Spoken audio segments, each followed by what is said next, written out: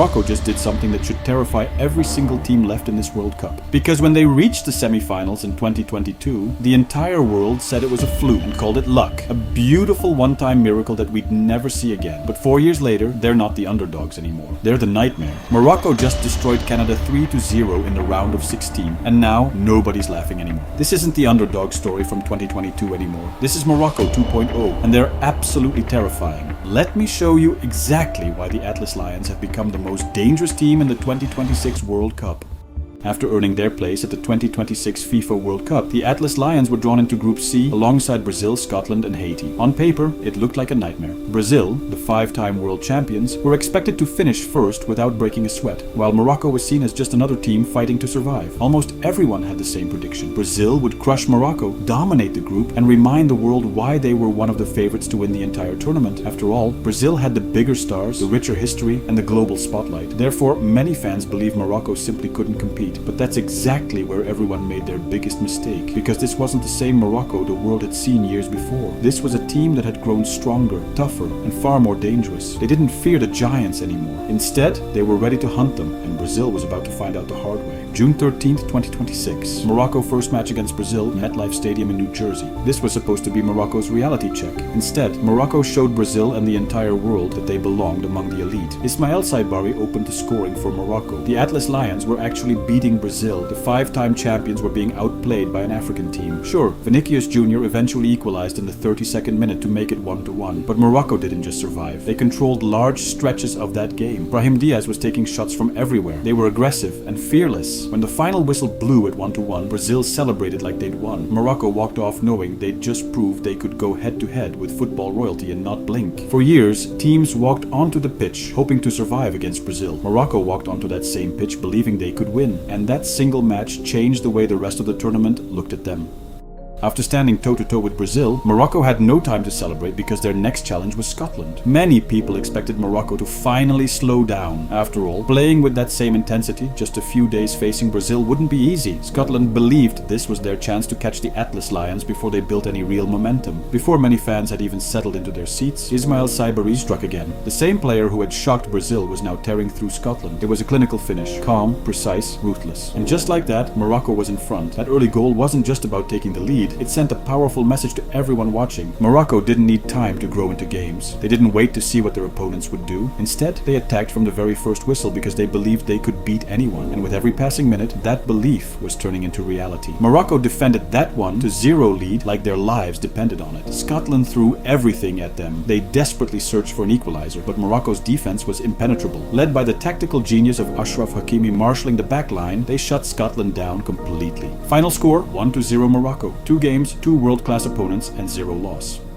June 24th, 2026, Atlanta Stadium. Morocco's final group stage test has finally come, this time against Haiti. It looked like Morocco's easiest match of the tournament, but World Cups have a way of punishing teams that underestimate others. By minute 10, Haiti scored the first goal against Morocco, only to add the second goal 33 minutes later. For the first time in the tournament, Morocco looked vulnerable. But champions don't panic, they adjust. Morocco brought on Soufiane Rahimi and Gesseme Yassin off the bench, and suddenly the game flipped. They played with the same hunger they had shown against Brazil. The same intensity they had brought against Scotland, because this team wasn't satisfied with making headlines. They wanted to finish the job, and if anyone still doubted whether Morocco belonged among the tournament favorites, this was their final opportunity to prove them wrong. And they did. The Atlas Lions rallied back and put 4 goals past Haiti. Final score, 4-2. When the group stage was over, Brazil finished first and Morocco finished second in the final standings. But that table didn't tell the real story, because while Brazil claimed the top spot on a technicality, Morocco drew with them and beat everyone else. Now, if Morocco could stand up to Brazil, who couldn't they beat?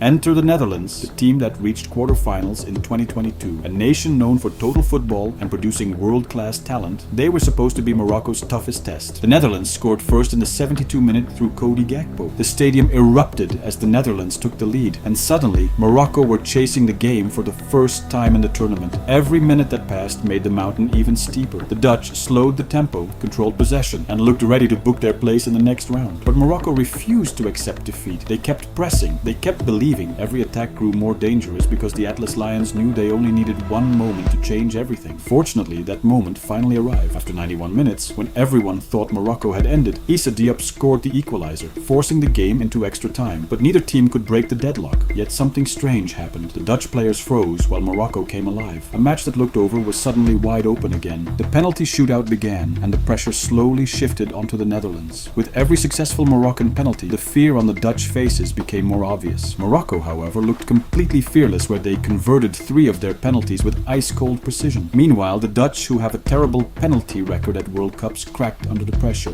Final result, Morocco wins 3-2 on penalties and sends the Netherlands packing. Another European powerhouse humiliated. Morocco marched into the next round with the confidence of a team that believed destiny was on its side.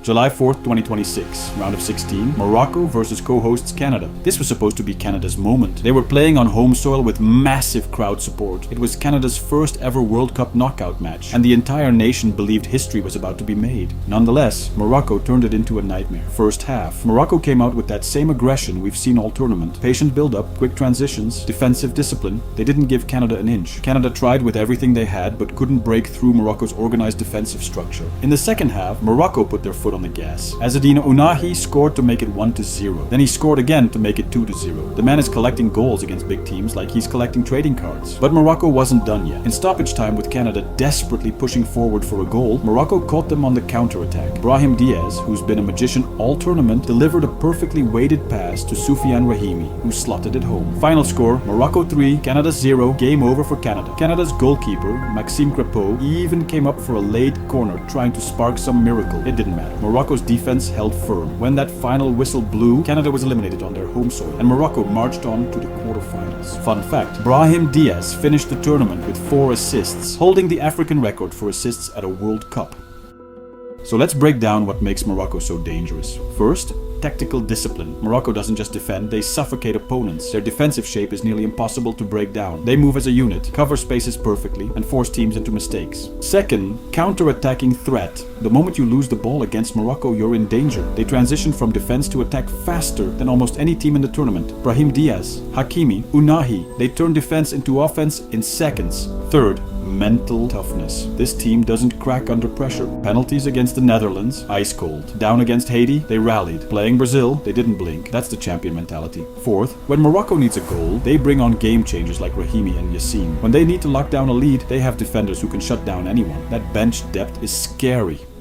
So here's a reality check. Morocco is no longer a Cinderella story. They're no longer the team that surprises people for a few games before fading away. They are a genuine contender for the biggest prize in football, and they've earned that reputation on the pitch. They stood toe-to-toe with Brazil and refused to lose. They knocked the Netherlands out under the brightest lights. Then they crushed Canada 3-0 in front of a stadium full of Canadian supporters. Those aren't lucky results. The message is painfully obvious now. The Atlas Lions are here. They're not just participating in the 2026 World Cup. They're hunting, and every team left in the tournament should be terrified. Because if Morocco keeps playing like this, we might be watching history in the making. And this time, nobody can call it luck. Can Morocco actually win the whole thing? Only time will tell.